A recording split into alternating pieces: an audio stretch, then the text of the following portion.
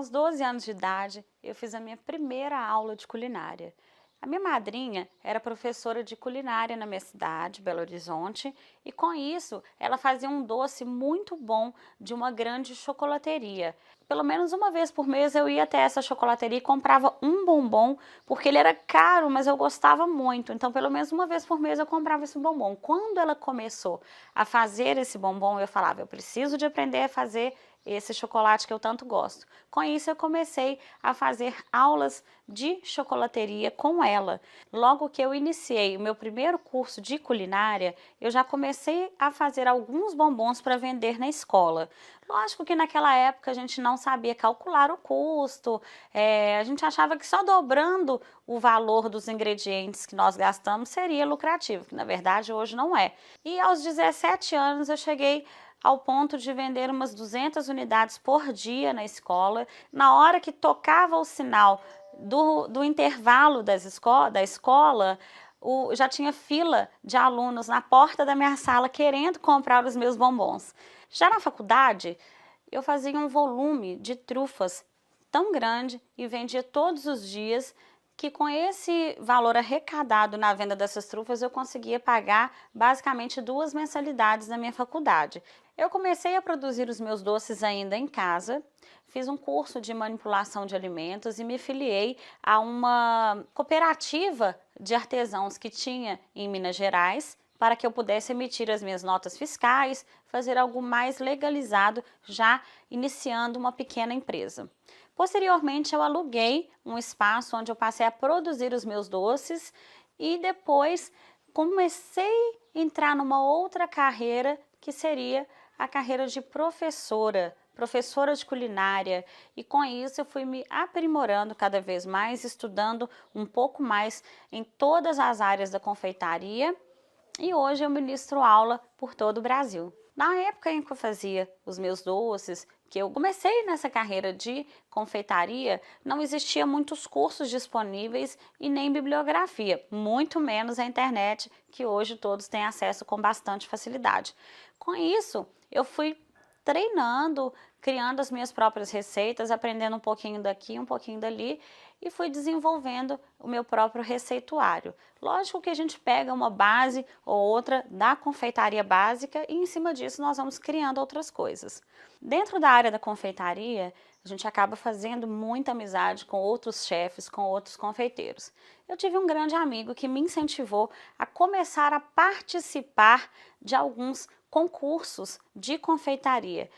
Entre eles eu participei do programa Que Seja Doce, na GNT, fui vencedora do 15º episódio, Festa Círios de Nazaré, da 2ª temporada. Posteriormente eu fui finalista do Grand Chef Patissier, da revista Padaria 2000, e participei de outros concursos dentro da revista, onde eu ganhei 3º lugar com um bombom feito à base de lúpulo e malte, e depois eu fui campeã do Hall dos Famosos na categoria Desafio dos Cupcakes com o cupcake Banoffee. Banoffee Cup era um cupcake de banana. O que me motiva a ensinar confeitaria para outras pessoas é o fato de querer espalhar esse conhecimento. Eu tive muita dificuldade em desenvolver as minhas técnicas, desenvolver as minhas receitas, porque eu não tinha acesso a informações. Com isso, eu acho que me deu essa garra, essa vontade de passar para frente tudo aquilo que eu sei, tudo que eu fui aprendendo ao longo da vida e continuo aprendendo muito, ainda tenho muito o que aprender, mas tudo que eu sei, eu gosto de passar para todos, e isso me incentivou a seguir essa carreira de chefe patissier, culinarista e professora de confeitaria pelo Brasil afora. Hoje em dia, o mercado de alimentação está em alta e eu tenho vários alunos, vários amigos que vivem da confeitaria.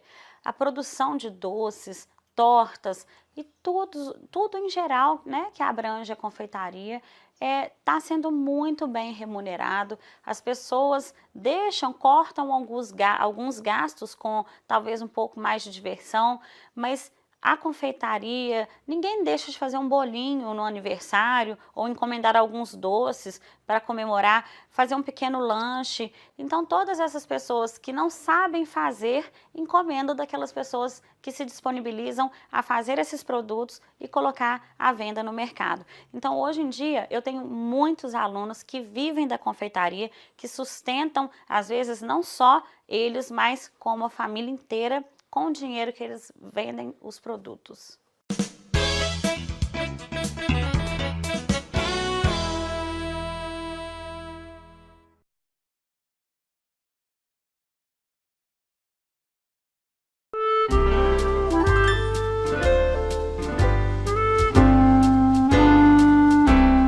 Olá, eu sou Ana Silvia Valadão. Hoje eu estou aqui para dar algumas dicas para vocês a respeito do brigadeiro. Eu percebo que nas minhas aulas de brigadeiro, uma das dúvidas que as pessoas mais têm é em relação ao ponto do brigadeiro. Como eu devo tirar, como eu vou saber qual é o melhor ponto para enrolar, para que ele não fique duro e nem muito mole, seja um ponto bom para manusear, para enrolar, para fazer um trabalho em bico. Uma dica muito bacana que eu dou para vocês é o seguinte, o brigadeiro para enrolar, eu tiro o brigadeiro na temperatura de 98 graus. Os meus brigadeiros, eles têm uma textura muito macia. Normalmente eu faço a massa em um dia e enrolo no dia seguinte. E com essa temperatura, você vai garantir um brigadeiro que tenha uma textura boa para enrolar e é um brigadeiro que ele vai demorar para cristalizar. Dependendo da receita, esse brigadeiro vai durar até 7 dias sem cristalizar. Vou mostrar para vocês aqui agora como que ficou a textura do meu brigadeiro que eu tirei a 98 graus. Eu fiz essa massa ontem e vou enrolar aqui para vocês hoje e vocês vão perceber um pouquinho dessa textura do brigadeiro. Olha aqui como que ficou a textura do meu brigadeiro. Embora ele esteja bem firmezinho, você passa a colher e ele tá macio, tá? Eu vou enrolar esse brigadeiro para vocês, vou tentar fazer com que vocês daí consigam perceber essa textura que esse brigadeiro ficou. Vou untar minha mão. Ele tá bem macio, bem delicado.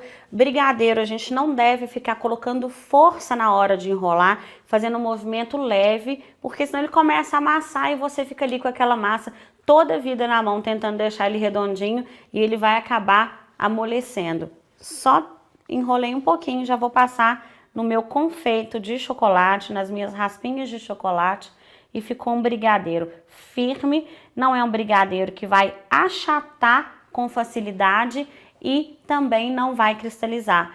Lembrando que se você quiser saber mais dicas a respeito dos brigadeiros gourmets, tem o nosso e-book vendido aqui na minha página, 50 tons de brigadeiro com muitas outras dicas a respeito e 50 receitas de brigadeiro para vocês treinarem em casa. Até a próxima!